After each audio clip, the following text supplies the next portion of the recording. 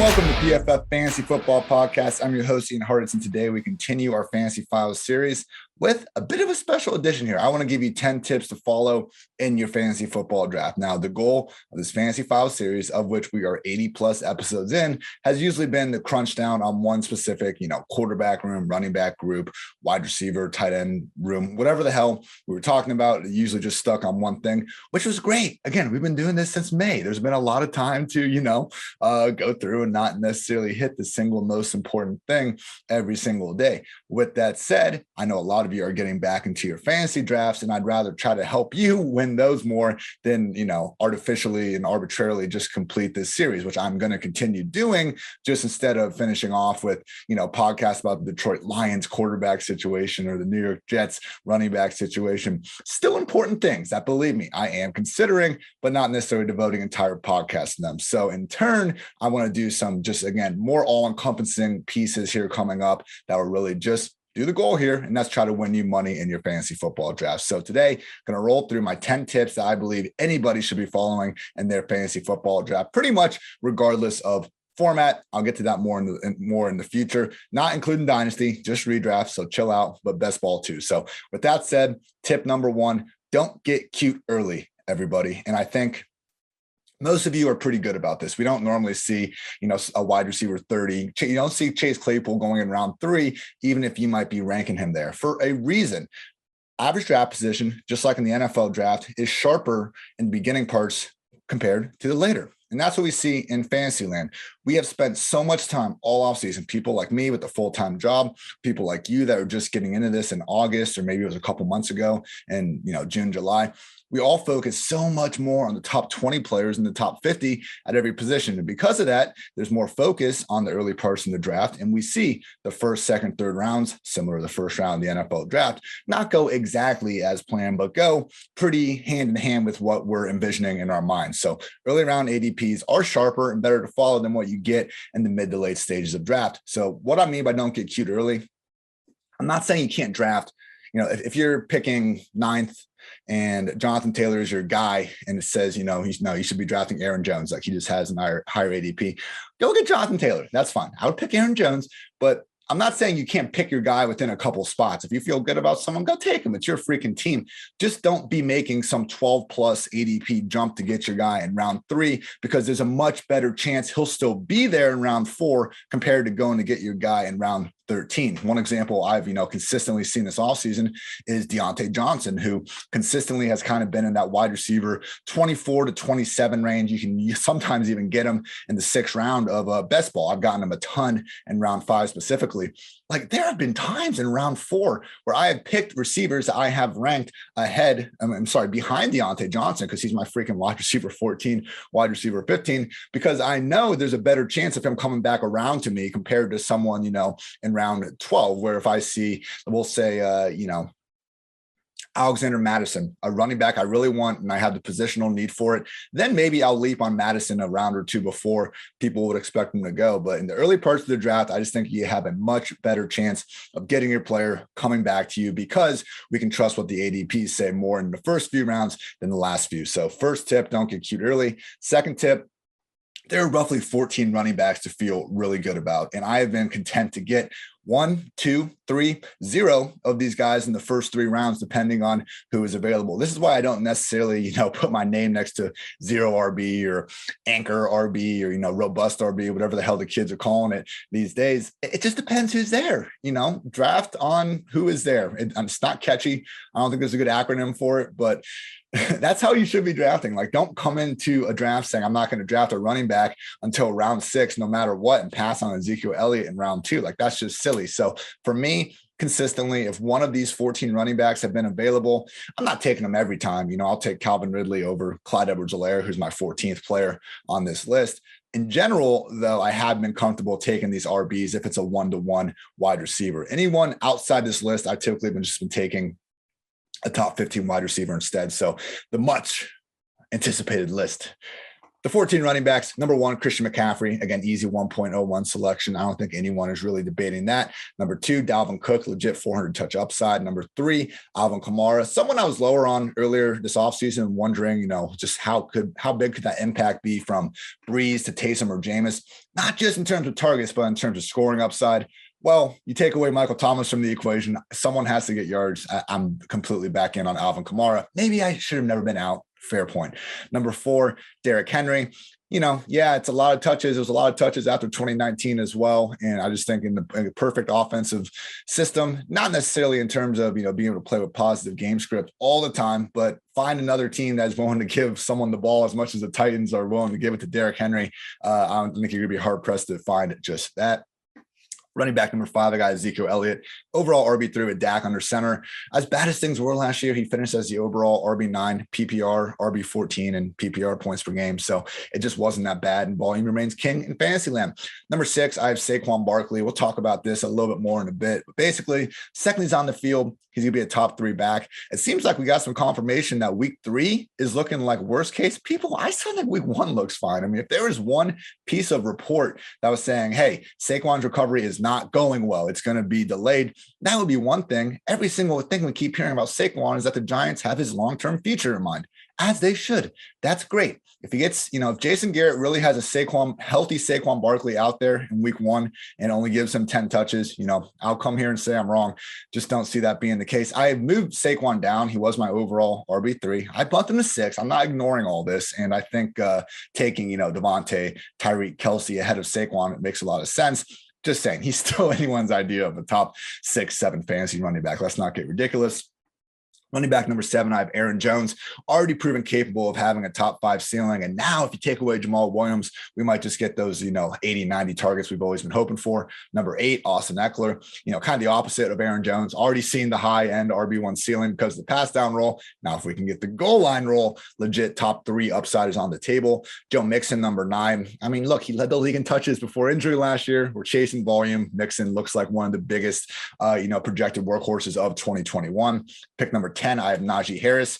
Like Mixon, I'm not as concerned about a bad offensive line, bad offensive situation when we have a running back looking at getting 300 plus touches. Don't forget, Le'Veon Bell and James Conner, for the better part of their quote unquote era, were 2 of fantasy's most fantasy friendly backs. Number 11, I have Antonio Gibson. This is a tough one. I could honestly warrant putting Gibson as high as 7th on this list if he can get those targets away from J.D. McKissic. If not, we're looking at someone that my buddy Dwayne McFarland, who is now a full-time PFF employee, I love it, pointed out, Antonio Gibson's role is a little bit closer to Nick Chubb and Jonathan Taylor than a lot of people are giving it credit to. We know he can catch the ball. Will he get the chance to? I hope so. He's a top 11 back for a reason. I'm happy to take him in any round 2 you see him in. It's just a concern, and why it's the only reason why he's not higher. Number 12 and 13, Nick Chubb and Jonathan Taylor. It sucks Quentin Nelson and Carson Wentz left for Jonathan Taylor, people, but I talked about this at the end of our I think it was NFC West podcast with Andrew Erickson. We've had Taylor around here. People that had him as RB6 should definitely be dropping him the ranks. He never should have been that high in the first place. It's always been more of a workload issue with Taylor. I've been telling you guys all offseason, when you have a bad offensive line, it doesn't necessarily matter in fantasy land if you're catching passes. Now, I know that could be a problem with Taylor, and losing Wentz isn't ideal. That's why he's my RB13. I just think that, we're still looking at someone on pace for, 250 plus touches, anyone's idea of a fantastic real life back. I think Nick Chubb and Jonathan Taylor, while they're not top 10 fantasy running backs, are definitely top 10 real life ones with the ball in their hands at least. And again, guys you'll want on your fantasy team, even if they're not locked in top 10 picks. And finally, number 14, Clyde Edwards-Helaire. Overpriced in 2020. Don't let yesterday's, mistake influence tomorrow's fantasy draft. And you look at this Andy Reid offense over time, Clyde still has a chance to be the 2020s version of Brian Westbrook, which was, fantastic. And I'm not saying he's that. Andy Reid said that last year. So don't shoot the messenger. Quickly again, CMC, Dalvin, Kamara, Derrick Henry, Zeke, Saquon, Aaron Jones, Eckler, Mixon, Najee, Gibson, Chubb, Taylor, and Clyde Edwards-Helaire are my 14 running backs. I am basically drawing a line after that. With all due respect to Dave Montgomery, DeAndre Swift, Darrell Henderson, a lot of these guys are going to, come through and make some noise. And if they're there in round 5 or 6, I'm not saying I won't draft them, but just in the first 3 rounds, these are the running backs I'm really focusing on. Tip number 3, if it's close, take the player with the better best case scenario. And this really ties into a concept I brought up now on a few podcasts, flex with benefits. Again, thank you to fantasy footballer legend Mike Wright for coming up with it on Twitter. But basically, I wanted to figure out, like, what do we call these running backs who are backups, but have enough of a weekly role to provide flex value, and they possess league-winning upside if an injury happens to their team starter. So guys like A.J. Dillon, James Robinson, Kenyon Drake, Jamal Williams, Latavius Murray, Gus Edwards, James Conner. I mean, all these guys have huge upside in the best case scenario, and you can probably start them more weeks than not otherwise. Thus, the term flex with benefits was born. These running backs make up the majority of my RB3 range, and I also think it's a principle that can be applied to the quarterback position. And if you're entering a ranking competition, you should probably have Sam Darnold ahead of Justin Fields. Better chance to start 17 games. Who do we want on our fantasy team when it's week 7 and both guys are starting? Justin Fields. That's why we draft Justin Fields. Better, best case scenario, go get those guys. Number 4, draft players priced closer to their floors than ceilings when possible. I found I've written down 7 examples around the league of the public appropriately noticing problems in a situation, but inappropriately valuing the corresponding relative fantasy stock. And all I mean is that it's situations that you'll see where it's like, okay, I know there's an issue here, but the ADP is so far below what we should expect it to be. Again, we don't hate players. We hate ADP, and these ADPs I personally hate. First off, Miami Dolphins wide receivers, Jalen Waddle and Will Fuller, they're priced as wide receiver 4s. People, do you think Tua is not going to enable any top 36 wide receivers? Like, both these players are explosive as hell. They're by all accounts great wide receivers in their own rights, and you can get them in the wide receiver 40 range. I'm drafting both Waddle and Fuller in that spot every single time. Second instance, the 49ers, like, yeah, we see multi-back committees, but over the past few years, whether it's Mostert, Breida, Hyde turned in an RB8 finish in the first year Shanny was there. But even these committee systems they've had in recent history, the running backs have been finishing in the high 20s or low 30s. Like, the public has finally gotten off the Shanahan running back scent because we've been burned on it for a couple of years. Never mind that Devontae Freeman and Carlos Hyde and Alfred Morris, he's had some incredible running backs. I'm not sure if that's going to be Mostert or Trey Sermon, maybe a combination of both. Either way, these guys are being priced in the RB3 range, where we've seen, worst case, Shanahan's running backs finish in recent years. Anyway, Buffalo Bills running back Zach Moss, my opinion, the prime late round running back to grab. We got from Bills camp saying that, he is looking like their best running back there. It makes now, the Bills now have 258 million reasons to feed Zach Moss to a ball a little bit more at the goal line. You can't take the full YOLO out of Josh Allen. I understand that. But he does have the 3rd most design rush attempts inside the 10-yard line since he entered the NFL 3 years ago. So Zach Moss, hey, if he was going in the RB2 range like Devin Singletary was last year, no, I wouldn't want him. But when you can get him with a non-top 30 running back pick, yeah, give me all the Zach Moss. Arizona Cardinals running back Chase Edmonds, him and James Conner, it's kind of left some, we want some more information on it, and we'll see what the preseason tells us. But Edmonds, last time I checked, was going as the RB26. Like, he was the RB25 last year with Kenyon Drake, who is now gone. And Kenyon Drake was on this transition tag, making, $7 to $9 million on that season.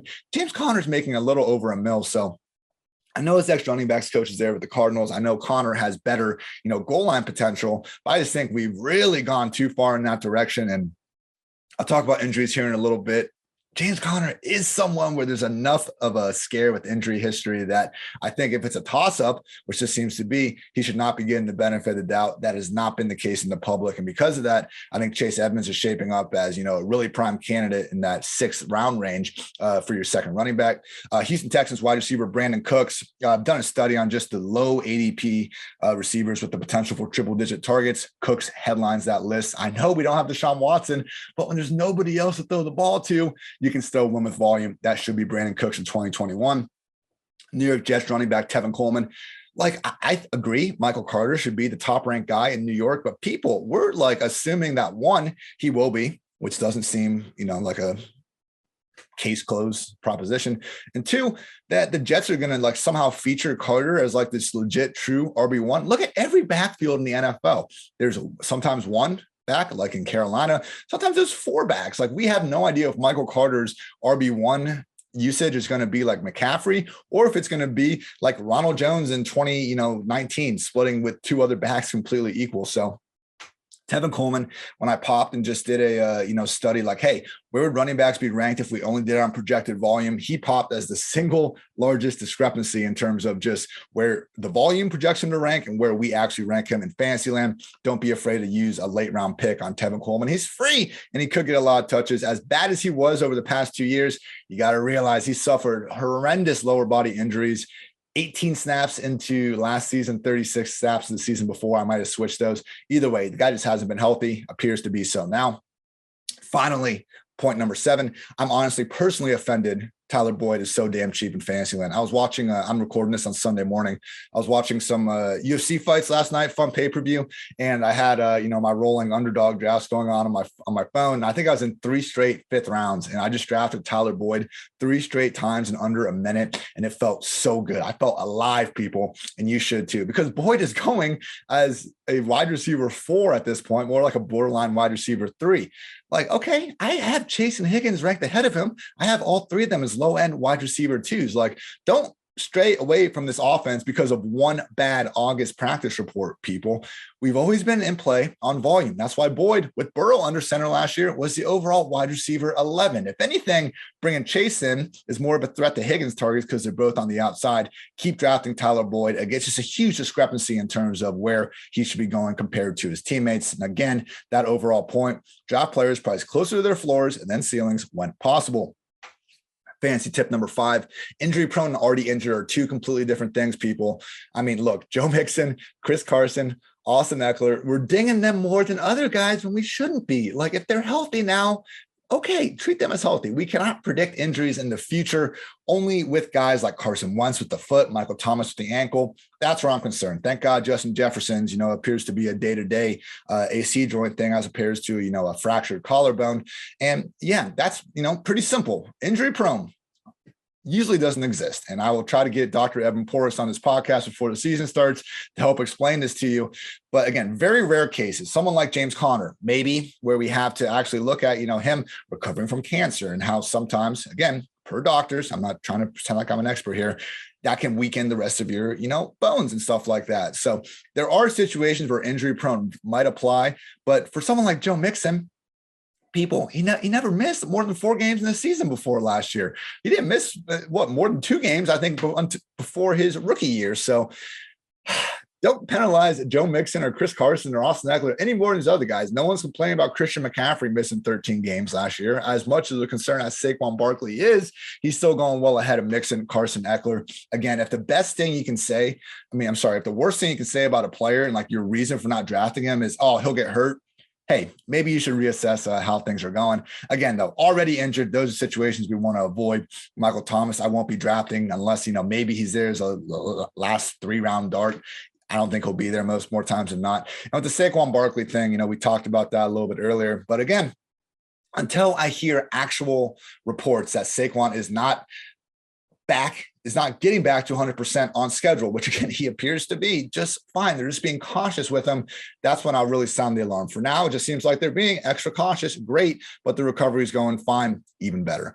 Point number 6, if you pick one of this year's dual threat rookie quarterbacks, also draft Kirk Cousins, Justin Fields, Trey Lance. We want them to be out there in week 1. We're not sure if they will be. Because of that, people, oh, well, draft them anyway. You get a dual threat upside rookie QB, the second they're under center. And before then, take Kirk Cousins, because the Vikings' first 7 games before their week 8 bye, they get the Bengals, the Cardinals, the Seahawks, the Browns, the Lions, the Panthers, and the Cowboys. I mean, a lot of these teams, the Bengals, the Cardinals, the Seahawks, the Cowboys, even the Browns, even though their defense might be pretty good, like those are 5 teams right there that should be able to score with the Vikings. We're not even looking at those annoying games where Cousins throws like 12 total passes.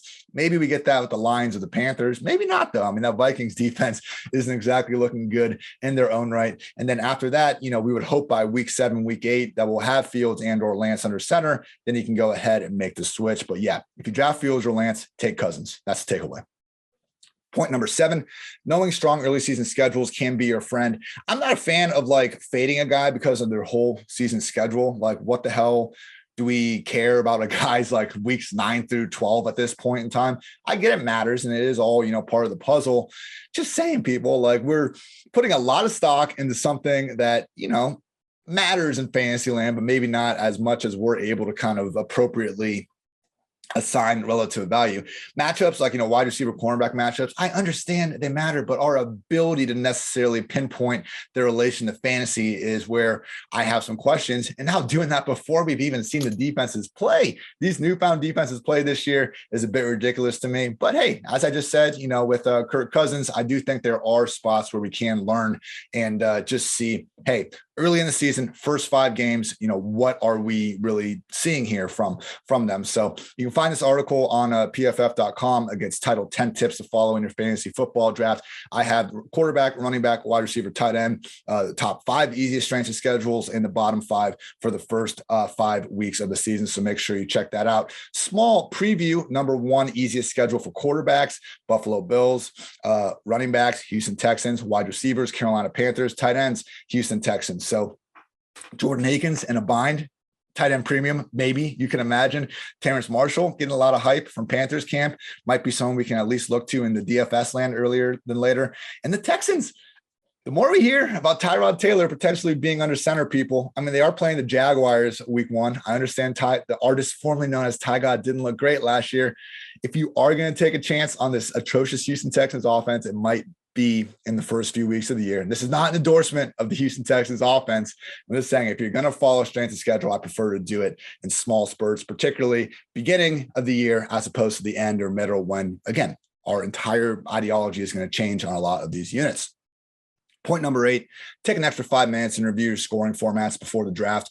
If you're in a league with friends and you've been there for the last 20 years, you probably know what's what, but tight end premium, super flex, auction, these things can just throw you off so quickly. Point per reception settings with it. Do you need to draft a kicker? Just different things like that where, hey, you need to know, like, don't hate the player, hate the game. And, you shouldn't be complaining if you finish last in your fantasy draft because you didn't take 5 minutes to review the rules and see who you should be drafting. So obviously that can change things in a hurry.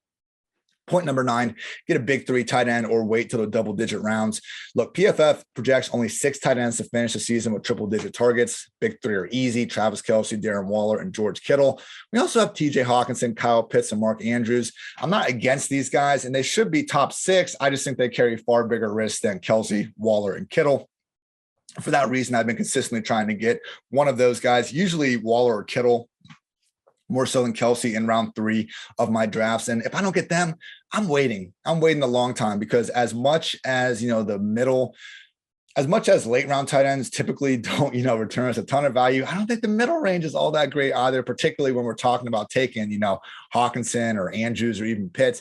When it's between them or like a legit top 20 wide receiver or running back, that's where I'm just taking the other guy, because we see Adam Troutman, who we've been, again, pushing on you guys for months at this point, now getting actual talk about him joining Kamara as the top 2 pass game options without Michael Thomas. Anthony Ferkser, who is pretty much the Titans starting slot receiver. Gerald Everett, who might just be Russell Wilson's most talented, just overall tight end 1 that we've seen in quite some time. So yeah, they're less sure than Kelce, Waller, Kittle, no doubt. That's why they're going 10 rounds later. And I don't think the discrepancy in their upside is as big compared to the middle round guys. That's why I'm basically, a first or last guy in the tight end realm of things. And my final tip for you to follow in your fantasy draft: don't draft a kicker or defense unless it's required. If you have to, for the love of God, please wait until the last 2 rounds. I think the maddest I got on a podcast last year, and I get a lot of DMs asking to go on random podcasts. I'm happy to. If anyone wants to talk football, I'm always happy to talk football. I can't guarantee I can do it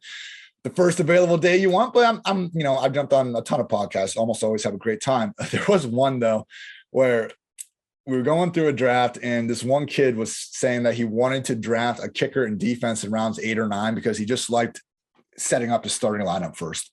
People, I will take that as a personal insult if you ever do such a thing in your fantasy draft. You don't draft a kicker or defense unless it's required, because their kickers and defenses are built. We don't even know the starting kicker for half the teams right now. And defenses, like I just said, we barely know how they're going to look this year. And defenses, honestly, you can play the waiver wire game so easily just looking at Vegas implied odds that you just offer so much more upside by looking at a backup running back, number 3 or 4 wide receiver, even someone like Taysom Hill in those final 2 rounds of your draft. I've been loving getting Taysom Hill with the final pick, because worst case, we find out Jameis is starting in week 1 one. Okay, we cut Taysom Hill and pick up a defense that is probably would have been there anyway. I don't think too many people are hoarding defenses and kickers in these leagues. And if it hits, okay, you cut someone else, and now you have a top 10 quarterback in fantasy land in Taysom Hill, thanks to his running. So if you need to draft the guys, okay, I get it. People still, use these half breeds in their leagues. Just do it in the last 2 rounds, because you're just going to be so much better off taking darts at other positions. It's not that kickers and defenses don't matter necessarily. And it pains for me to say that. I love defense. I played linebacker when I played defense. I'm not some fantasy nerd just trying to only focus on offense. I just think the scoring has never been good enough to really put much of an emphasis on it in fantasy land. The points, it's so much more bent on just creating havoc. Like, remember the 54-51 Rams-Chiefs game? Like, the Rams gave up freaking 51 points, and their defense was still like one of the top scoring units of the week because they managed to create some explosive plays. So, hey, it is what it is. It's how we score them. And, I'm not saying don't roster your defense or kicker in your league. If you can remove them, now that's a different equation. All I'm saying is go for more upside at other positions that we have a greater understanding of in the final 2 rounds, as opposed to a kicker or defense, if you're allowed to make the waiver change before week 1. All right, people, quick review. I hope you all enjoyed this episode. Rule number 1, don't get cute early. Rule number 2, there are roughly 14 running backs to feel really good about in rounds 1 through 3. Rule number 3, if it's close, take the player with the better best case scenario. Rule number 4, draft players priced closer to their floors than ceilings when possible. Rule number 5, injury prone and already injured are 2 completely different things. Rule number 6, if you pick one of this year's dual threat rookie quarterbacks, also draft Kirk Cousins. Rule number 7, knowing strong early season schedules can be your friend. Rule number 8, take an extra 5 minutes and review your scoring format before the draft. Rule number 9, get a big 3 tight end or wait till the double-digit rounds. And rule number 10, don't draft a kicker or defense unless it's required. And if you have to, for the love of God, please wait until the last 2 rounds. Great stuff, everybody. Thank you, as always, for tuning in to PFF Fantasy Football Podcast. And again, one more time, fantasy football season is here. We are now offering 25% off any PFF subscription to all first-time subscribers with promo code FLASH25. This is only until August 9th. So if you're hearing this on August 9th and you enjoyed the podcast, maybe you just enjoy PFF Fantasy Football Podcast in general, this would be the offer for you to cash in on, show some support, and just help yourself. I'm not, I prefer when people buy stuff from PFF. It's my employer. That's our ultimate goal as a company. But it's only $7.50, people. Like, that's less than a burrito at the new Chipotle's. And you get PFF's Fantasy Football Draft Guide, my rankings, our projections, all of PFF's locked article content, cheat sheets for your fantasy draft, and more. Promo code FLASH25 for 25% off any PFF subscription. You can get access to all of our fantasy tools for $7.50. Like, you're just not going to find cheaper, better value than that throughout the industry. I'd be shocked if you could. And yeah, again, $7.50. Why not? Great day to be great.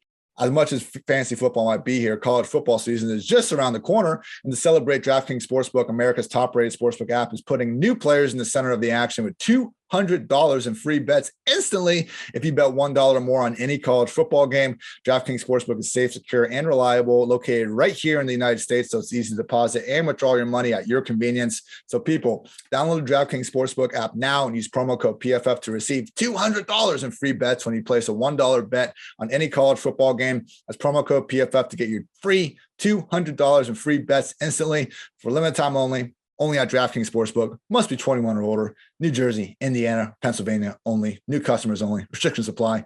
See DraftKings.com/sportsbook for details. Gambling problem? Call 1-800-GAMBLER, or in Indiana, 1-800-9-WITH-IT. All right, people, this has been the PFF Fantasy Football Podcast. 10 tips to follow in your fantasy football draft. Please follow them. Go make some money. That's what I'm trying to help you with. I'm Ian Hartitz. Until next time, take care, everybody.